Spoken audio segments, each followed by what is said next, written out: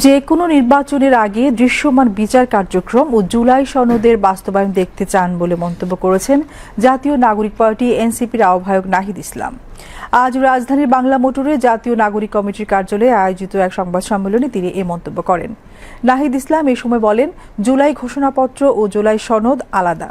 জুলাই ঘোষণাপত্র ছিল ছাত্রদের দাবি, আর প্রধান উপদেষ্টার প্রতিশ্রুতি অনুযায়ী ঐকমত্য কমিশনের মাধ্যমে সংস্কারের জন্য রাজনৈতিক দলগুলির প্রতিশ্রুতির উপর ভিত্তি করে জুলাই সনদ হবে। রয়টার্সের প্রকাশিত সাক্ষাৎকার নিয়ে তিনি বলেন, গতকাল রয়টার্সের ইন্টারভিউ নিয়ে ভুল অনুবাদ হয়েছে। ডিসেম্বরের মধ্যে নির্বাচন সম্ভব নয়, এভাবে তিনি বলেননি। তিনি বলেছেন, পুলিশ যে নাজুক অবস্থায় আছে সেই অবস্থায় থেকে নির্বাচন সম্ভব না। নির্বাচনের জন্য তারা মানসিকভাবে প্রস্তুত রয়েছেন। এনসিপির আহ্বায়ক বলেন, সম্প্রতি নারীর উপর সহিংসতা ঘটছে দেশের বিভিন্ন স্থানে। ধর্ষণের মতো ঘটনা, ইভটিজিংয়ের মতো ঘটনা ঘটছে। এসব ঘটনার পরিপ্রেক্ষিতে নাগরিক পার্টি উদ্বেগ ও নিন্দা জানিয়েছে। সাম্প্রতিক সময়ে সহিংসতা ঘটছে দেশের বিভিন্ন স্থানে, ধর্ষণের মতো ঘটনা ঘটছে, ইভটিজিংয়ের মতো ঘটনা ঘটছে। ঘটনার তীব্র নিন্দা এবং প্রতিবাদ জানাচ্ছি এবং এই বিদ্যমান পরিস্থিতিতে নাগরিক পার্টির পক্ষ থেকে, এনসিপির পক্ষ থেকে আমরা উদ্বেগ প্রকাশ করছি।